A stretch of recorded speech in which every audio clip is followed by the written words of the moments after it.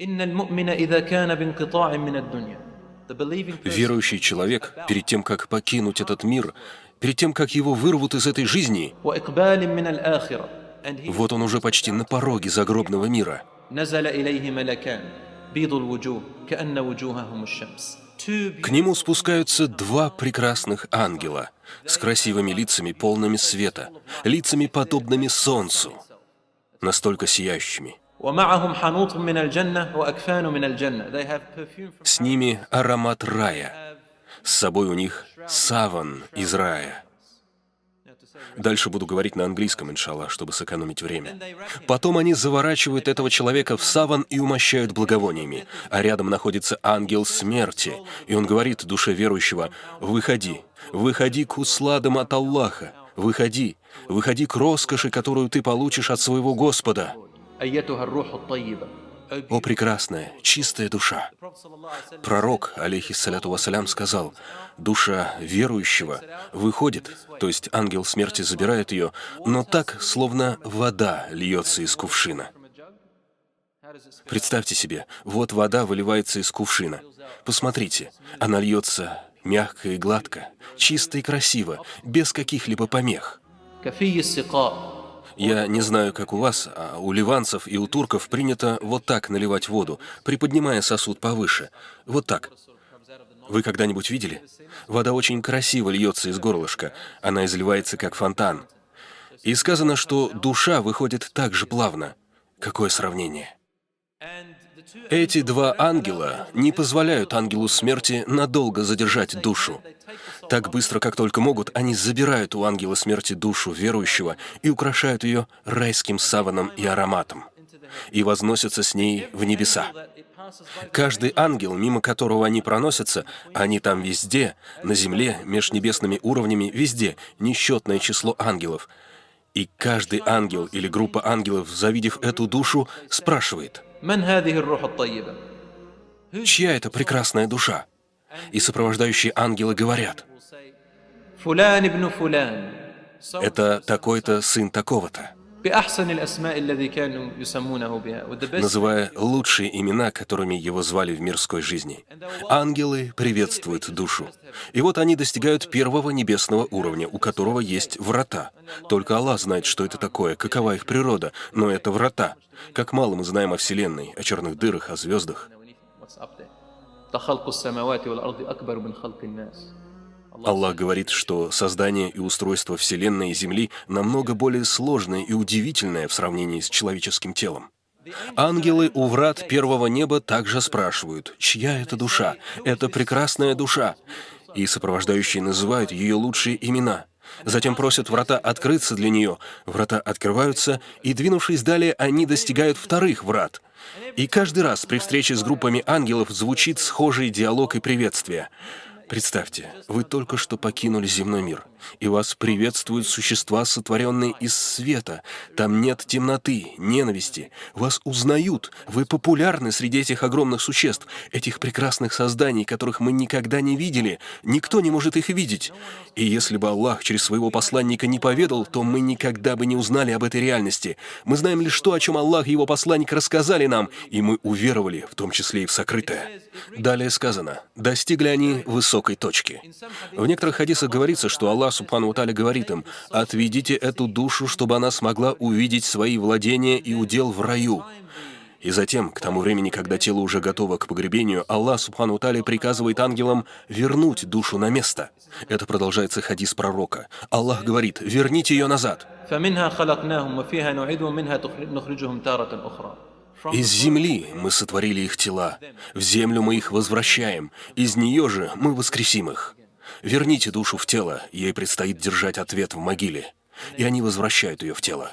Пророк, алейхиссаляту вассалям, сказал: затем к человеку приходят два ангела. منكر ونكير. منكر ونكير. На арабском языке эти слова означают «неизвестные», «неопознанные». Мункар — это неизвестно что. Накир — еще более неизвестный. Мункар — тот, о котором никогда не думали и не представляли. Накир — тот, которого никогда не знали и не ведали. Именно эти слова использовал пророк, саллаллаху алейхи вассалям. Мункар ва накир. Их невозможно описать словами. Их вид ужасен, невыносимо ужасен. Невозможно сказать, какие они. Мы просто говорим, это некие создания, которые для людей будут выглядеть как монстры. Они довольно страшны, Мункар ва накир. Одинаково ужасающие и для верующих, и для неверующих. Но разница есть. Аллах говорит в Коране.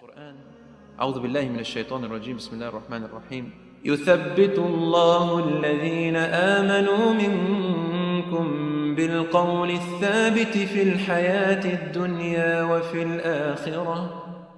Аллах, субхану ва тааля, укрепляет и делает твердыми тех, кто верит в Аллаха, делает вас стойкими в жизни и в имане, и делает вас твердыми в жизни после смерти, то есть в могиле и в судный день. Вы не будете бояться.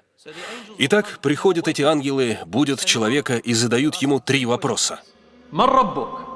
Кто твой Господь? Какая у тебя религия? Что ты скажешь о человеке, который был отправлен вам как посланник? В другом хадисе упоминается еще один вопрос. Какая у тебя книга? И верующий отвечает: «Мой Господь Аллах, субхану ва тааля, я верю в Него и поклоняюсь Ему. Моя религия ислам, а этот человек мой пророк. Я услышал о нем и поверил, последовал за ним». И ангелы говорят ему: «Спи, отдыхай. То, что произойдет, лучше для тебя, о прекрасная душа». Затем душе говорят посмотреть налево. Через слегка приоткрытые врата человек видит огонь ада, горящий сам по себе. Ужасное место. И ангелы Мункер ва накир или другие ангелы, которые будут там, говорят ему: «Все же взгляни на это». Человеку в могиле говорится: «Это твое место. Аллах создал это место для тебя, но поскольку ты выбрал покорность Аллаху, субхану ва тааля, ты спас себя от этого места, и ты никогда не попадешь туда, и врата закрываются». Пророк, алейхиссаляту вассалям, сказал нам, что у каждого человека есть место или в раю, или в аду. Чего вы придерживаетесь, то и получите. Затем они приоткрывают дверь справа, и душа видит рай. Дворцы, красоту и свет, неописуемую красоту. И человеку нравится это. Ему говорят: «Вот то, что тебя ожидает. Ты это заслужил, и ты отправишься туда. Это твои владения». Как только он это видит, пророк, саллаллаху алейхи вассалям, говорит: человек в могиле делает дуа. Он говорит: «Аллахумма рабби аким ас-саа, я рабби аким ас-саа». «О мой Господь, пусть земной мир закончится,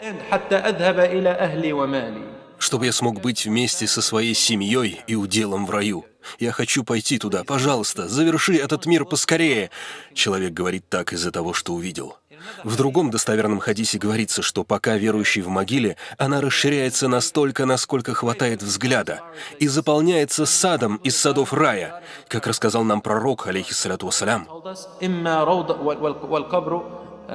صندوق العمل, as the poet says, based on the hadith.